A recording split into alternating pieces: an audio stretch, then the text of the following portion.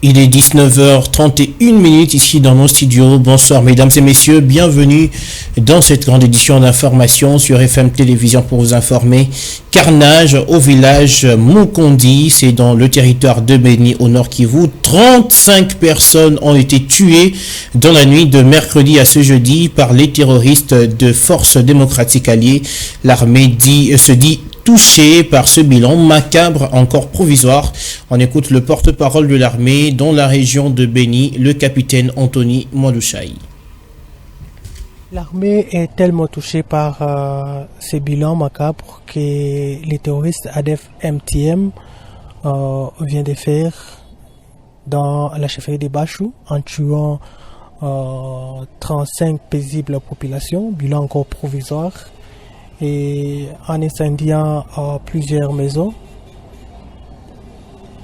Bien que coincés, les terroristes ADF MTM dans cette zone est en train de venger plus de 22 collaborateurs ravitailleurs arrêtés par les FARDC. C'est dans le Bachou que l'armée a saisi plus de 5 boutiques appartenant à Amigo, qui est un ADF bien connu dans ces milieux. C'est dans cette zone que l'armée a saisi un magasin dans la ville de Butembo, et c'est dans cette zone que l'armée a saisi des pharmacies qui ravitaillaient, qui aidaient. Il faut dire que les pharmacies appartenaient toujours à ces mouvements terroristes, mais que nos compatriotes géraient pour ravitailler en produits chimiques les ADF pour la fabrication des bombes pour tuer notre population. Donc, c'est un coup dur et ça justifie exactement cette réaction de la part de ces terroristes djihadistes. Nous avons engagé des unités spéciales pour traquer, n'est-ce pas, les résidus qui sont encore dans le Bachou et qui continuent à faire mal à notre population. Donc, l'heure n'est pas à la distraction. Demandons à la population de se concentrer toujours comme d'habitude et de nous donner main forte. Et puis dans la même région, un centre d'inscription de la CENI a été attaqué dans la nuit de mercredi à ce jeudi par les hommes armés assimilés aux miliciens Maï Maï dans la chefferie des Bachou, territoire de Béni au Nord Kivu. Le bilan fait état de 2 policiers blessés et un kit électoral emporté. À cette allure, il faut craindre pour la sécurité de l'enrôlement, a déclaré le vice-président de la société civile de Bachou. Il a été joint au téléphone par votre rédaction. Oui, justement, c'était hier mercredi, le 8 mars 2023, vers 22h40, où un groupe d'assaillants armés ils sont venus attaquer le centre d'enrôlement de Twendele, de l'épée Twendele. Alors, ils ont attaqué les policiers commis à la garde. C'était dans une autre salle, alors que la machine ou bien le kit d'enrôlement était aussi dans une autre salle. Alors quand ils sont venus, ils se sont divisés à des groupes. L'autre groupe a attaqué les policiers qui étaient dans la deuxième salle, alors que notre groupe était en train de forcer la porte pour accéder à la machine qui était cachée dans la première salle. Et alors, avec cet échange de tirs, ces assaillants ont pu accéder à l'intérieur et puis ils ont emporté la machine et aussi ils ont blessé les 2 policiers qui étaient commis à la garde, qui étaient dans la deuxième salle. Et tous les 2 policiers ont été blessés au bras. Ils ont été admis au centre hospitalier de Boutoué pour les soins appropriés. Bon, oui, certainement, il y a un crainte parce que nous, vraiment, ça nous a dépassé alors que la population est encore nombreuse. Cette population qui ne s'est pas encore enrôlée. Alors voilà, les assaillants commencent à s'attaquer au centre d'enrôlement. En tout cas, c'est une crainte qui s'observe auprès de la population. Mais aussi, la population a toujours confié à ce moment à l'armée. Il est en train d'appeler les autorités afin de continuer toujours à rapporter la sécurité au centre d'enrôlement pour que tout se passe bien et que tout le monde soit en mesure de s'enrôler. Parce que oui, la lenteur qui s'observe dans l'enrôlement, donc il y a une grande partie de la population qui ne s'est pas encore enrôlée. Ceux qui sont déjà enrôlés, c'est, je dirais même, 1/10 de la population qui reste encore. Quittons l'Est pour l'Ouest, cette fois-ci à Kwamount, dans le Maïndombe, où la quiétude et l'insécurité restent une denrée rare. Le village Kintiele s'est vidé de la quasi-totalité de ses habitants après une attaque des assaillants armés ayant coûté la vie à plusieurs personnes. Divine Tiala. D'après le témoignage des habitants, des actes de pillage, de vandalisme et de destruction de biens ont été commis. Ces assaillants auraient même annoncé leur excursion, indique un déplacé. Les assaillants étaient munis notamment de flèches, selon les sources locales. La société civile de Kwamount s'inquiète des conditions de femmes et des enfants fouillant à pied sur la route numéro 17, qui n'a pas connu de trafic. Signalant qu'avant cette attaque, le secrétaire du chef de village Kinsele avait été tué samedi. De mardi à mercredi 8 mars, 24 personnes ont perdu la vie, dont respectivement 15 à Kinsele, 8 à Tobakita et 1 à Manko. Pas question de dormir sur ses lauriers. Le ministre Gilbert Kabanda de la Défense nationale séjourne à Uvira dans la province du Sud Kivu pour prêcher la nouvelle politique de défense, une réforme de l'armée congolaise. À Niankole, précision. Sur ces chapitres et en réponse, le ministre de la Défense nationale a fustigé ce qu'il appelle immortalité dont le chef des responsables de l'administration publique à différents niveaux. À Uvira, cette immoralité constatée à travers leur forfaiture ne permet pas à l'armée nationale d'avoir le moyen de sa réforme et donc de sa montée en puissance à l'ordre du jour. La plupart de ces jeunes qui se sont constitués en différents milices, en différentes armées, je dis bien la plupart, pas tous, l'ont fait parce qu'ils voulaient assurer une sorte d'autodéfense.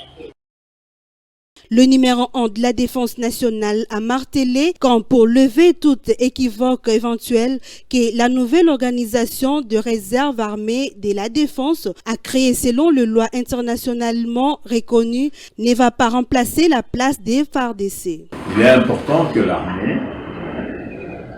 et c'est ce que nous allons faire dans les quelques semaines qui suivent, nous allons mettre en place des mécanismes, une organisation qui rend permanente l'interaction entre l'armée et la police, l'interaction entre l'armée et l'ANR et la DGDA et la DGA. À l'issue de son inspection de la situation sécuritaire à Uvira, Gilbert Kabanda va amener la question sur la table du Conseil des ministres. Que je suis venu en inspection, ça signifie qu'une fois que j'aurai les informations concernant justement cette insécurité, je vais les exploiter au niveau du gouvernement et nous allons très rapidement chercher des solutions dans ce sens-là. La ville d'Uvira est encore frappée par l'insécurité, des cas d'assassinat, les kidnappings, le pillage de vaches et autres biens. C'est ce que le maire de la ville a dit au patron de la Défense. Il lui a également parlé du mauvais état des routes qui ne facilite pas la liaison avec les chefs-lieux de la province. Célébration de la Journée internationale des droits de la femme, on en parle encore. Une structure dénommée Les Amis de Thierry Ngafundu a communié avec les femmes de la commune de Kitambo. Le président de cette ASBL, Thierry Ngafundu, a invité les femmes à penser sur leur avenir au sein de la société. Reportage d'Anne-Daniel Dacruz et Torres Satibo. C'était des moments de joie et d'allégresse pour les fils et filles de la commune de Kintambo qui ont profité de la célébration de la Journée internationale des droits des femmes pour partager un repas et un verre ensemble. Sous la houlette du président de la structure, les amis de Thierry Ngafundu, les femmes de la commune de Kintambo ont partagé leurs expériences concernant leur avenir.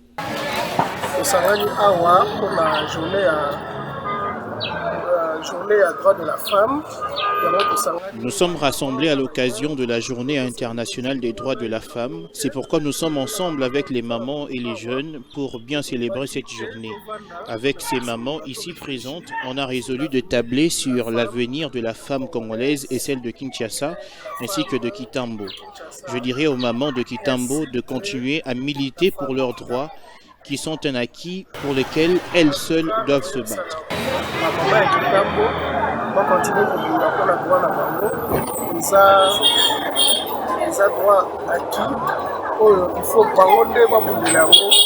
Les Amis de Thierry Gafundu est une structure qui œuvre pour les biens fondés de tous les habitants de la commune de Kitambo.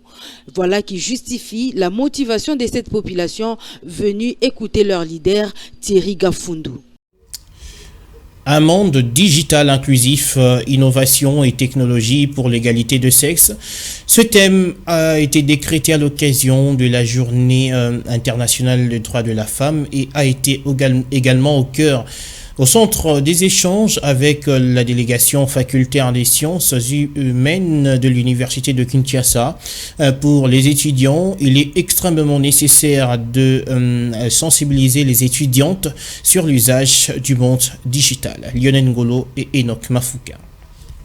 La faculté des lettres et sciences humaines de l'université de Kinshasa a servi de cadre pour s'imprégner du thème de la Journée internationale des droits des femmes, célébrée ce 8 mars 2023, portant sur un monde digital inclusif, innovation et technologie pour l'égalité des sexes. Voilà l'occasion offerte pour aller à la rencontre de délégués facultaires des sciences humaines pour Moutoualé, Kalinga et Auréal Louyeye. Il faudra impérativement sensibiliser les étudiantes à l'adaptation de ces mondes digital. Un thème qui doit encore pousser les femmes à bien travailler parce qu'aujourd'hui, le monde évolue sur base de nouvelles technologies.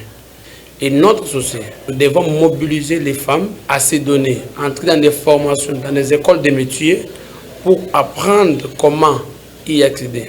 Je motive toutes les femmes, surtout celles de ma faculté ici, la faculté des lettres et sciences humaines, de tenir bon, de faire les choses que les hommes font. Moi, j'encourage les femmes à avoir cette autonomisation, de faire les choses dans le monde comme tous les hommes. Bismarck Bopé, assistant en communication dans la même faculté, pense qu'il appartient désormais aux femmes de relever ces défis. La femme doit d'abord comprendre en amont que cette parité qu'elle est en train de prôner pour qu'il y ait égalité des sexes entre elle et l'homme ne doit pas être seulement dans le verbal. La femme doit se battre pour que cette égalité soit parfaite sur le plan concret. La délégation facultaire compte organiser plusieurs activités pendant ce mois de mars pour approfondir sa mission de sensibilisation.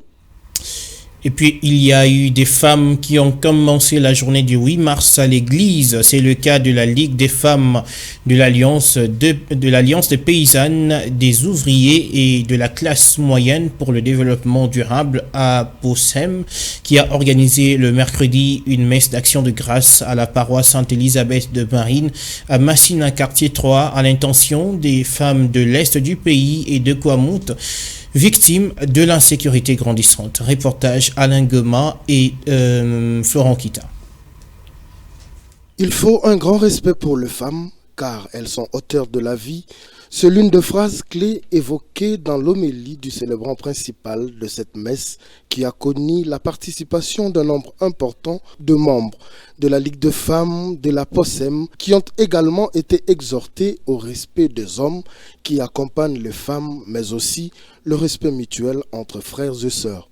Après la messe, cap vers la salle Saki où un échange a eu lieu sur différents thèmes liés à la femme. Le cas du docteur Nadia qui a tablé sur l'autonomisation de la femme pour un développement durable, ou encore Madame Nadine Dimana qui a placé le curseur sur l'innovation et la technologie pour l'égalité des sexes, mais surtout Christelle Nzeba qui s'est apaisantie sur l'appropriation du processus électoral par la femme. Les femmes doivent comprendre qu'à elles-mêmes, elles sont capables de se prendre en charge leur famille, prendre en charge leur petit foyer et prendre en charge le pays en général. Nous sommes en train de préparer les femmes en général pour qu'on s'adapte au numérique, que tout le monde s'adapte à l'ère du numérique, c'est-à-dire que la femme qui est dans les fins fonds, que la femme qui est à Kinshasa, que tout soit à mesure de palper ou de manipuler la machine ou la technologie actuelle. Nous avons encouragé les femmes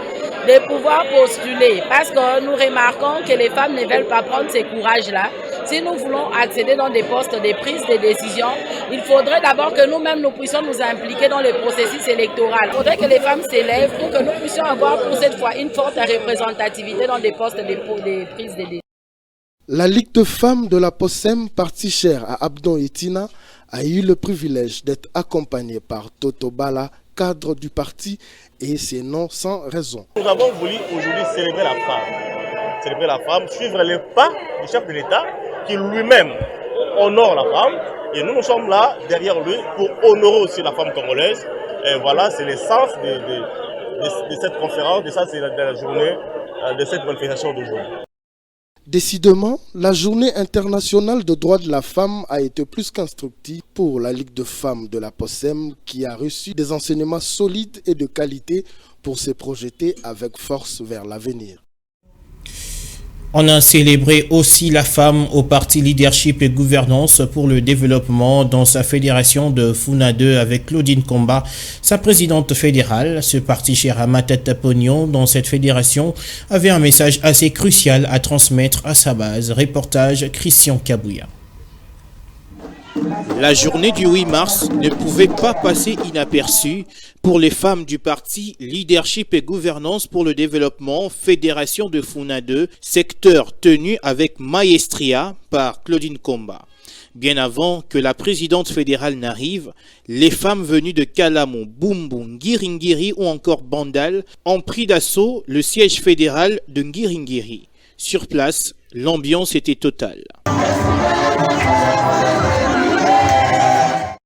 Il n'a fallu que quelques minutes après pour que l'effervescence atteigne son paroxysme à l'approche de Claudine Komba, chef de la région du LGD Funa 2, qui avait un message très important pour les femmes à l'occasion de la Journée internationale des droits de la femme, à ne pas assimiler au corps du pagne, car la femme vaut plus que ça. Moi, je suis la ministre, députée, sénatrice. Moi, c'est tout qui m'a dit. Moi, je suis professeur d'université. Moi, si Azali kaka moto ya côté la limité au point na côté qui faut faire compte et tout qui voilà. Potentielle candidate à la députation, Claudine Komba a eu des assurances des mamans qui lui ont promis leur soutien.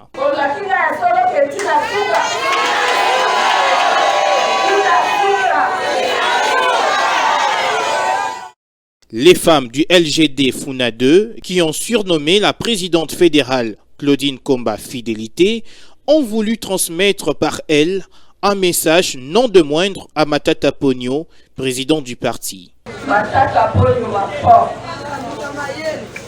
Ma maman balobi, balingi yo mi. Balobi na rendez-vous wana. Kaka yo komo mususu te.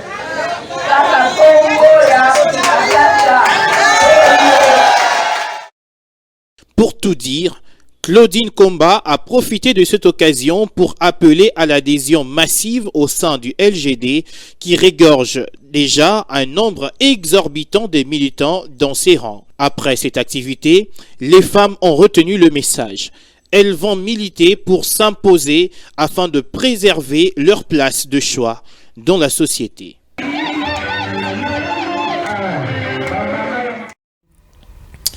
Et puis tout à fait autre chose, la vie coûte de plus en plus cher en RDC. La majorité de produits de première consommation ont pris de l'ascenseur. Notre rédaction s'est focalisée sur l'achikwang, un aliment principal du repas des Congolais dont le prix est sensiblement revu à la hausse. C'est un commentaire de Ruth Dinonzei et Torres Satibou.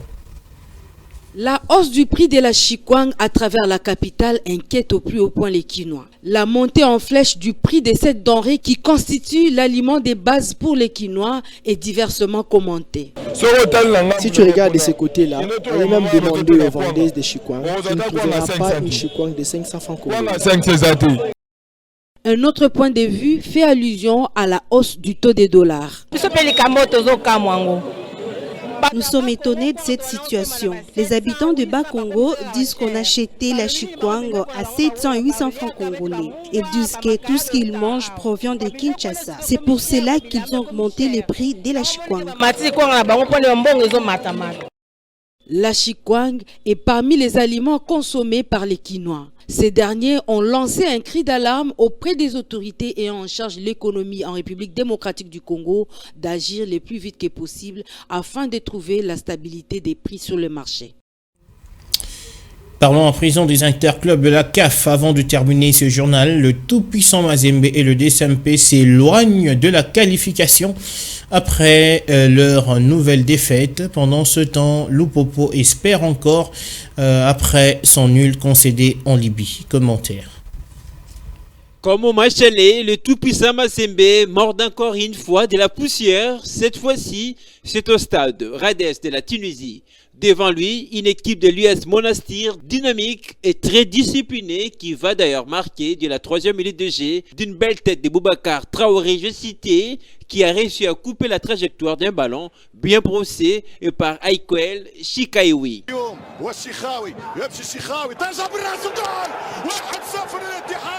Les poulains du coach Pamphile Miayo ont manqué l'occasion de prendre la revanche sur cette équipe monastrienne après sa défaite concédée à domicile lors de la 3e journée à Kamalondo.